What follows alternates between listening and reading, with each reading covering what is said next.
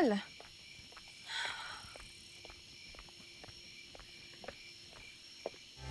Sa gitna ng lahat, umaasa na mababalik pa ang dating pagsasama na pinaglaruan ng tadhana.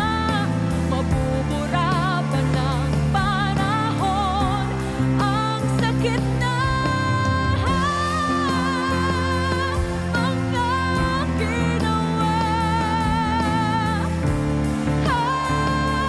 Paano matatama?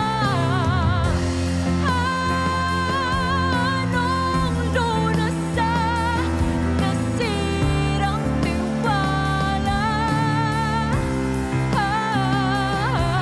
At sa gitna ng lahat, umaasa na mababalik pa ang dating pagsasama na pinaglaruan ng tadhana.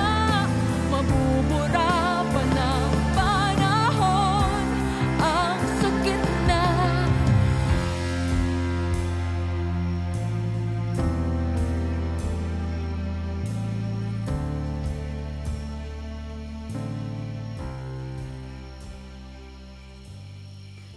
Gina, anak. Ano, okay ba sa acting? Yan, that's it.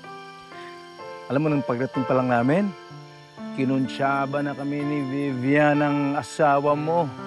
Ayan. Yan ang surprise. Kaya yan, in and out, paalis-alis. Yan ang Vivian, alam niya rin to.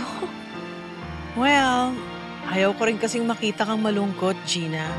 Kaya when Gerald approached us about his idea, okay kagad kami ni Robert. Cute. Mal, Teka, bakit di niyo ako sinali? Ha? Hindi ko kasi alam na concerned ka rin pala kay Gina eh. Hindi kasi halata. Sige na, anak. Kausapin mo na yung asawa mo. Sige na.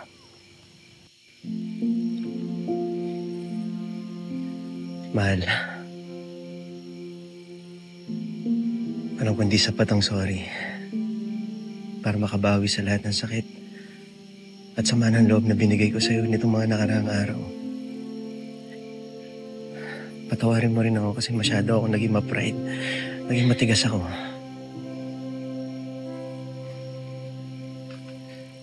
Pero ayoko na makita kang umiiyak. Ayoko na mag-away tayo.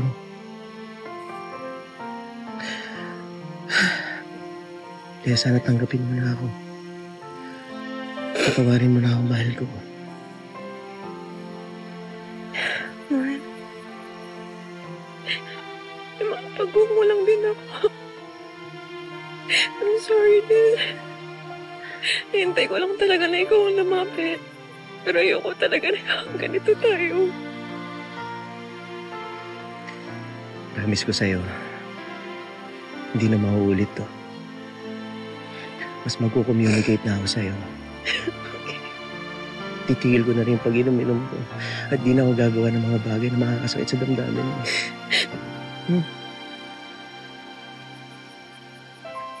I love you.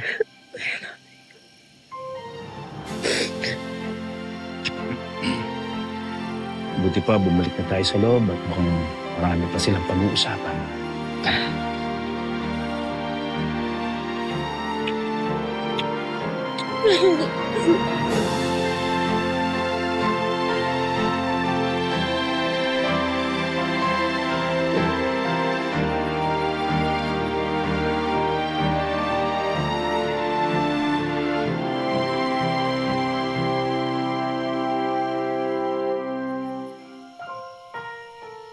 Gusto mo ba surprise ko?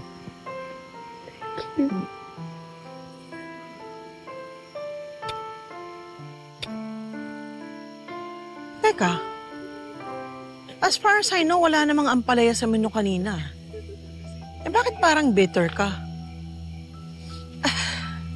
Pinaglihi ka ba sa dictionary? Lang binibigyan mo ng meaning. Masaya ako na okay na sila. At least makakapag-focus na sa akin yung asawa ko kaysa pinoproblema yung problema ng anak niya. Okay. Thank you. It's for you, Oh. Meron ba? Cheers. Cheers. To us. To us.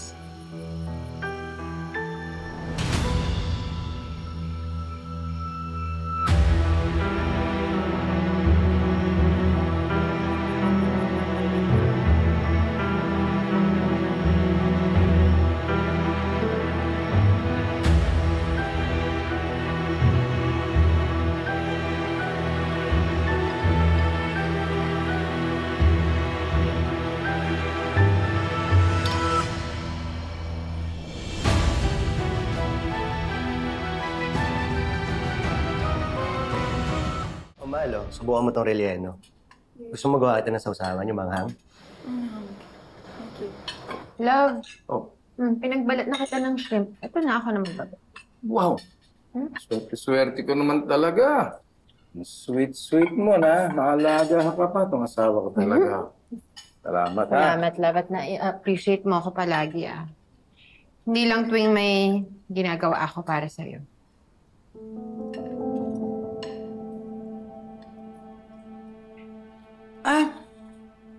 Ang galing ng misis mo, no, Gerald? Talagang alam niya kung anong favorite mo.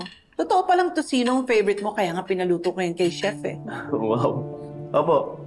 Paborito ko po talaga tocino. Lalo na yung manamis-namis. Number 1 po sa akin. Alam mo, dapat itry mo rin tong Bicol Express.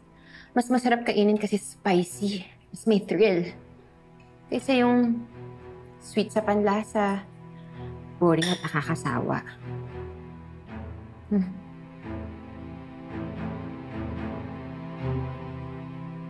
I disagree with you, Betsy. Para sa akin, kahit na maraming pagkain na nakahain sa lamesa, maraming putahing takam na takam kang tikman at kainin, yung paborito mo pa rin ang babalik-balikan mo. Nothing beats the original na nakasanayan mo.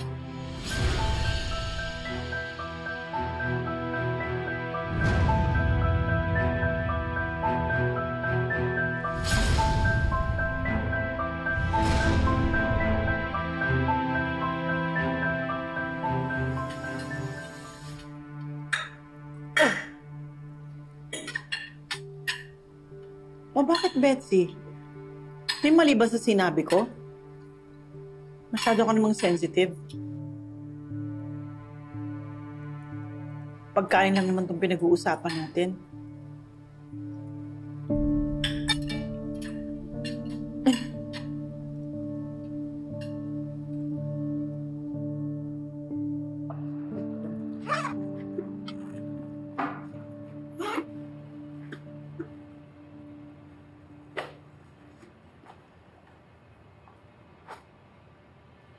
So, I hope you're enjoying your stay at the resort, Betsy.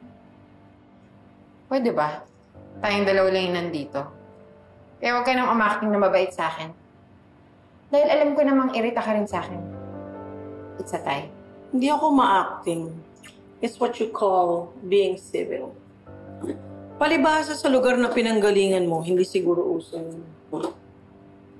Sa pinanggalingan mo, ano uso? Yung pagiging insecure, ah? Palibhasa, inggit ka lang dahil ako ang winner kay Robert. Kaya kung ako sa'yo, sana nga para-paraan sa asawa ko. Dahil wala na magubong spark sa inyo. Lalo na wala ka nito.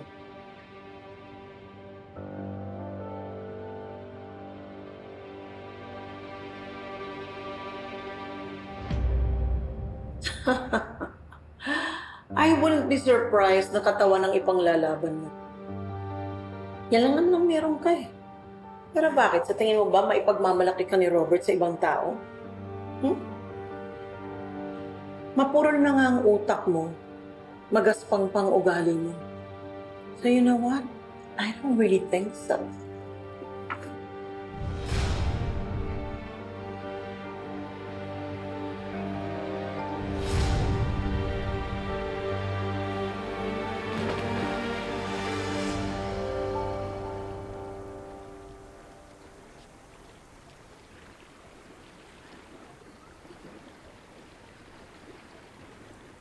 Oh, Gina. Everything okay? Parang malungkot ka. Tamang problemada ka pa. I'm okay lang. Nasa pagod lang kasi madaling araw na gigising si Mindy eh. Okay, well, I'll tell you what. If there's anything bothering you, sabihin mo lang sa akin na dito lang ako. You can tell me everything. You can also tell Gerald. Dahil naniniwala ako na maasahan siya. At mapagkakatiwalaan.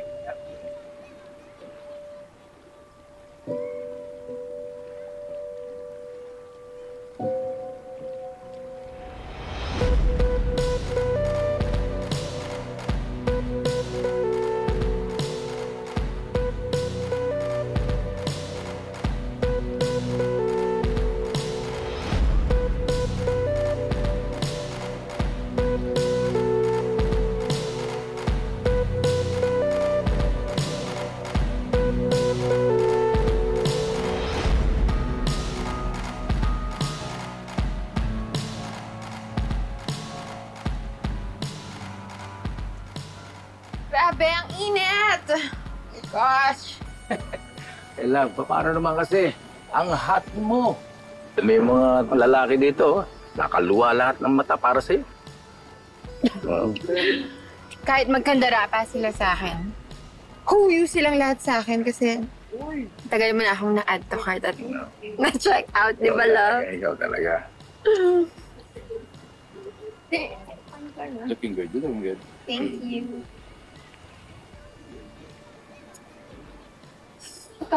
Mahal, proceed tayo. Ay, hindi. Sige, mamaya na lang. Susunod na lang ako. Baka kaya ayaw lumusong ni Gina kasi nahihiya siya sa katawan niya. Ikaw naman kasi FF, masyado mong kinariri yung pagiging presidente na napabayaan mo na tuloy yung sarili mo.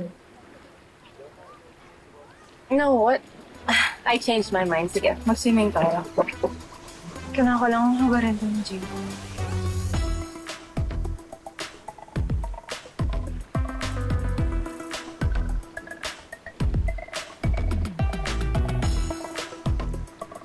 Ano? Natigil lang ka dyan. Sorry, mahal ah. Bakit? Para kasi ako nakita ng Diyos eh. Ay, grabe ka. Ako lang naman to. Partida, pagod pa to sa trabaho. Tara, swimming na tayo. Let's go.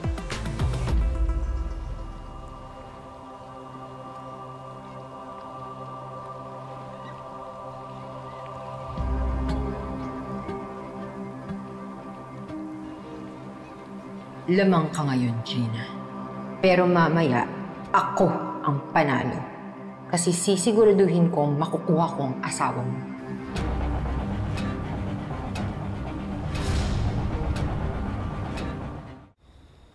Enjoy ka ba, love? Oo, ikaw, pagod ka eh. Latang lata. Oh, how are you enjoying your stay Babe. so far? Oh, Do you like the resort? oh, so much. Pero pabalik na kami sa kwarto. Hindi ko si Betsy, siguro napagod sa ka-swimming. Buong araw. Sige na. Well, kung meron kayong kailangan, pasabi lang kayo, ha?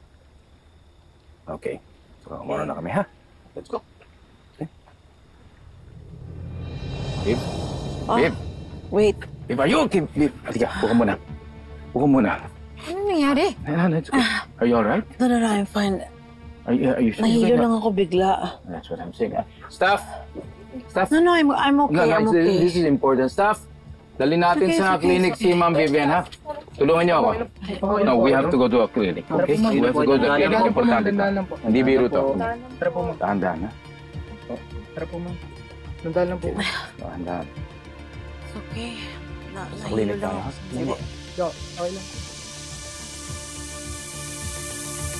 Pupuntahan ko lang siya. Love, sandali! Kaya na ng staff yan. Hayaan mo na sila mag-asikaso sa kanya. Baka nagutom lang siya or something. I want to make sure that she's okay. Samahan ko lang siya. Sandali lang to. Hindi ko siya pwedeng iwan ng ganun lang. Seryoso ka ba?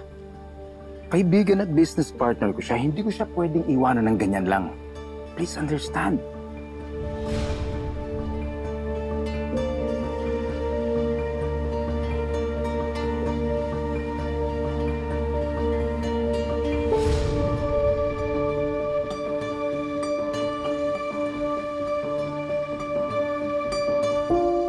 Miss, available ba yung honeymoon suite niyo? Gusto ko sana pa-reserve eh. Yes, sir. That room is available po. Mahal, may room na tayo. Ba't ka pa magbubok ng isa pa? Eh, mahal. Naisip ko kasi uuwi na tayo bukas. Gusto ko sana maging special tong gabing to eh. Kaya si Mindy, iwan muna natin kay Lenden mamayang gabi. Para mapagsolo tayo.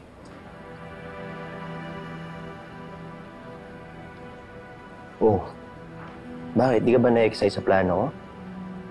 No, natuwa naman ako sa effort mo. I'm just trying to think of a reason bakit mo ginagawa to. Kailangan ba ng rason para maging sweet ako sa misis ko? Hindi ba pwedeng na-miss kita kasi matagal tayo nagkatampuan?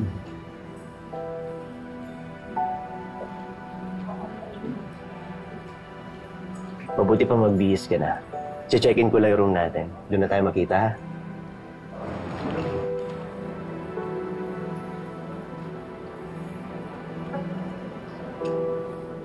Miss, pwede ba akong magpasi sa staff niyo na magkaroon ng candlelights tsaka rose petals doon sa honeymoon suite?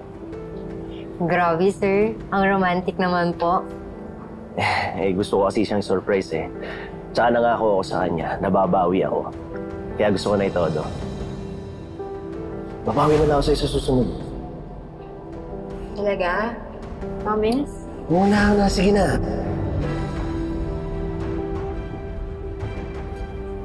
Noted, sir. Thank you.